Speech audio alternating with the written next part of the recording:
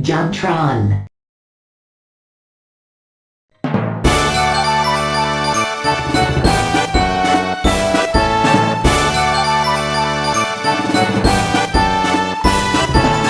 Mario Party! A lighthearted, action-packed, revolutionary, and almost always aneurysm-inducing multiplayer game originally for the N64 console. My favorite character is Princess Zelda. This game always made someone mad, and you always seem to get fucked by Luigi buying his goddamn skeleton keys. Why does he always do that? What's he plotting exactly?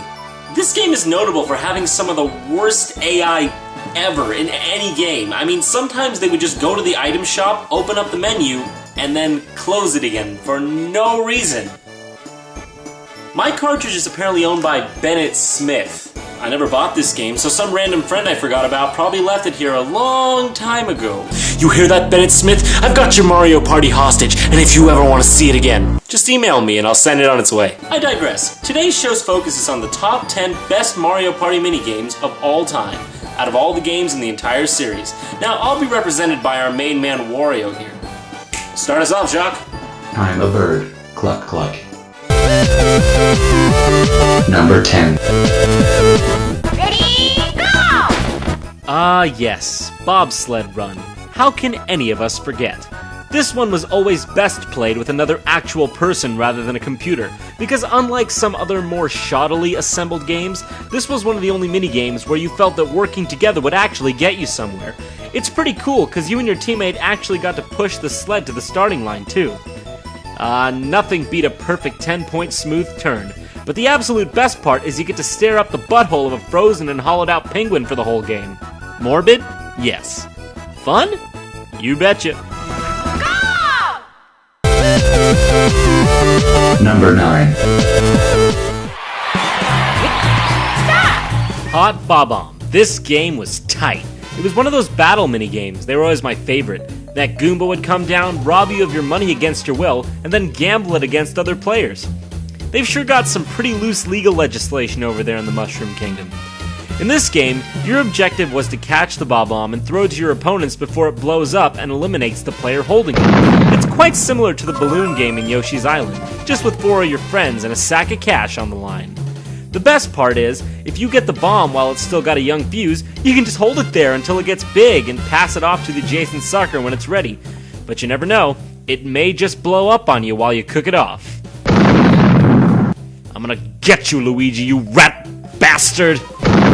Oh yeah, quenching. Number 8.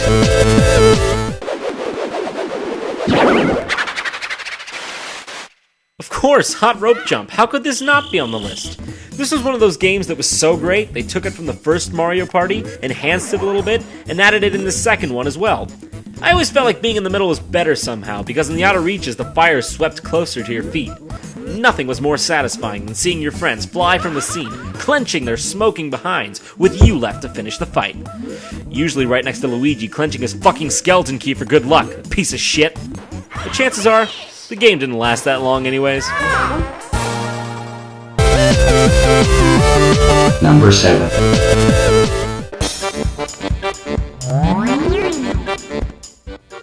Facelift. What an intricate minigame this was. At the beginning, you're shown a face that contorts to a certain position. Nextly, you're given your own version of the same face, which you have to stretch, using your player's signature hand, to match the picture in the center of the screen.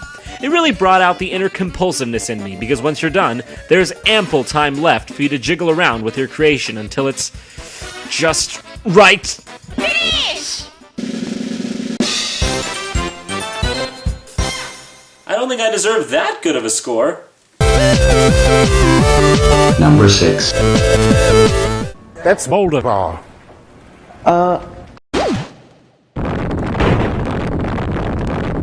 What a crock of shit Boulder Ball was. This 1 vs 3 Mario Party 3 minigame was entirely one-sided. Just look at this.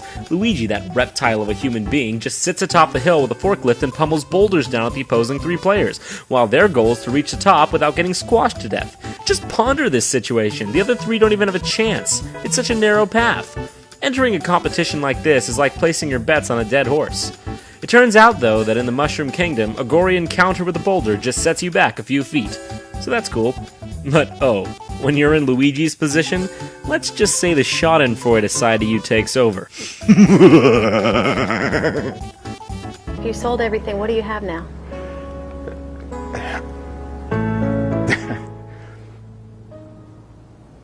I have Boulder Ball.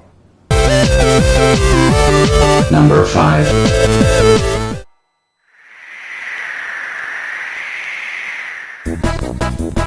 Platform Peril. There are so many good games on this list, I can't believe this can't be number 1. Nonetheless, this was a strictly action minigame in which you competed with the other 4 players to reach the finish line. The fun part of this is that there are pre-placed obstacles that may or may not be in your path, so it's really more like luck peril. But that's how pretty much every Mario Party minigame is, isn't it? There was nothing more fulfilling than blocking an opponent and sending him careening into the abyss. Number 4.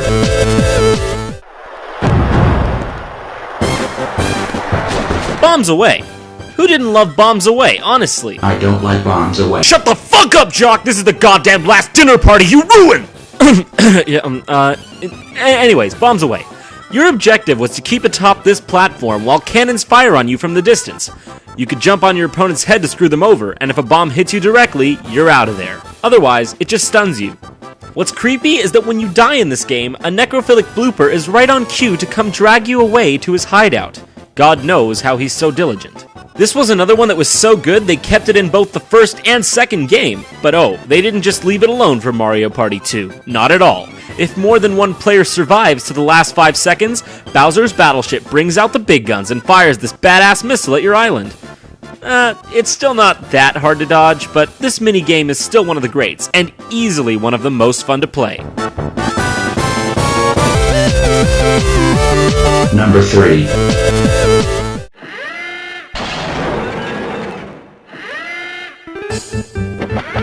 Now, many of you may not agree with me on this choice, but I love Bowser's Big Blast. This game is cruel. It's just plain cruel.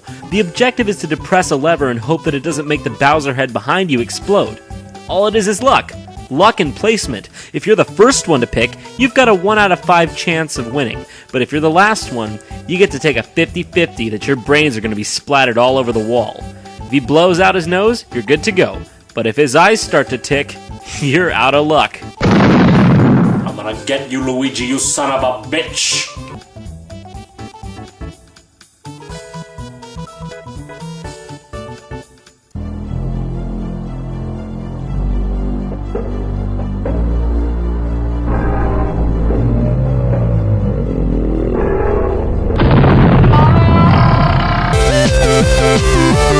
Number 2.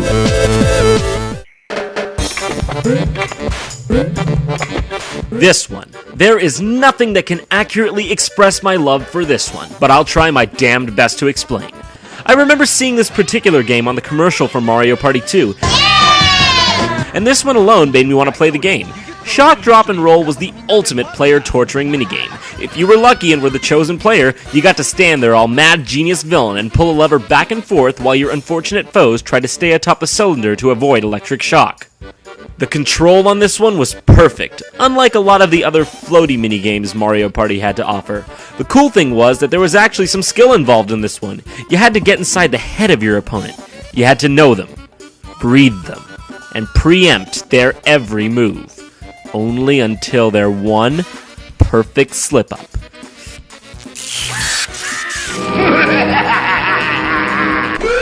Warning. Bonus clip approaching. Mario Party 8's Shake It Up. Now this game's not really that special in itself. What's amazing about this game is the rules menu. Oh yeah, you're seeing that right. And the real kicker is that it's Mario's hand. Oh, and what are you competing for at the end of this game? Yeah, I didn't make that up. Fucking amazing.